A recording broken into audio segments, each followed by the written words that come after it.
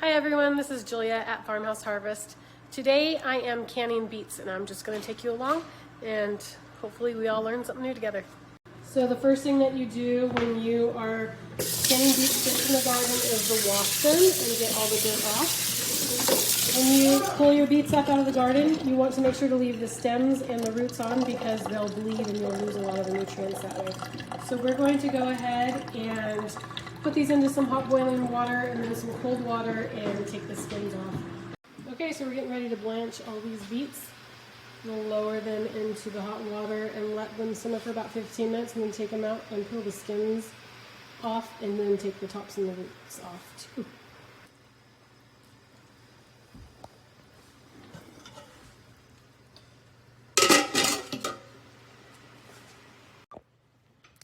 So today we are canning beets. This is my first time canning beets. I love beets. I love canned beets, but I've never made them before. So this is my first time.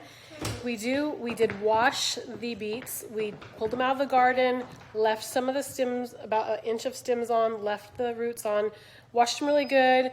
We are simmering them right now so we can take the skins off. And while I'm waiting for those to simmer, which will take about 15 to 20 minutes, I'm going to go ahead and sanitize my jars. I have a sanitize setting on my dishwasher, so I'm going to go ahead and use that. If you don't have a sanitize setting on your dishwasher, you can put your glass jars into a large pot of simmering water to sanitize them and keep them that way until you're ready to use them. So when we're canning beets, we are going to do hot pack, so we will pack our hot beets into hot jars and then process them in the pressure canner.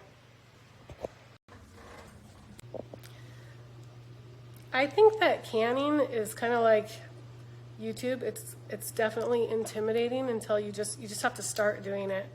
You can't think about it too much, or it can get a little overwhelming. So, anyways, now that we've got everything simmering inside the pressure or inside the water bath canner, so that we can go ahead and peel the beets off, I've got the jars in the dishwasher sanitizing. I'm going to put the lids to the jars in a shallow pot of water and let those simmer so that those will be sanitized, and I'm just going to clean the kitchen.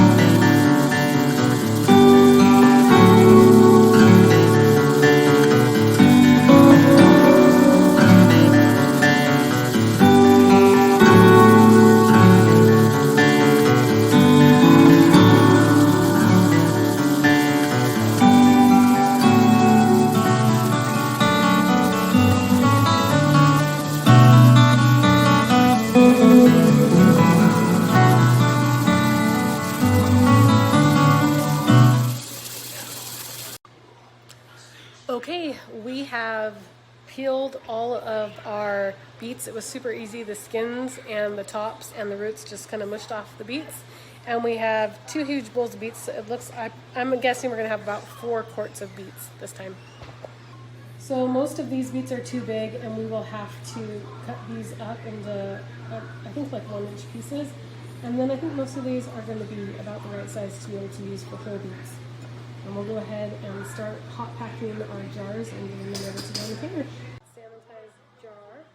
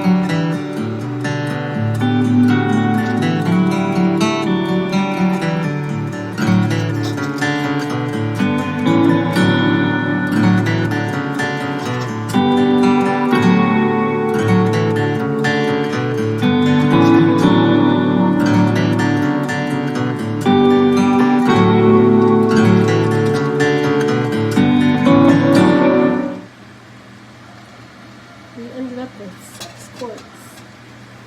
And now we're ready to turn on the pressure canner. So we live between 2,000 and 3,000 feet elevation. So this is a Presto pressure canner, and so for us we are putting 3 quarts of water into this pressure canner, and we've got all of our jars in there, and then I'll seal it and let it vent for 10 minutes. It's got to steam for 10 minutes before I put the weight on it, and then I've got to bring the pressure gauge up to 12 pounds of pressure and hold it there for 35 minutes to process quart jars. So I've got 6 quart jars in there. Hopefully they don't break each other because there is space in the middle. It holds 7 quart jars, so there is a little bit of space in there, but we'll see how it goes.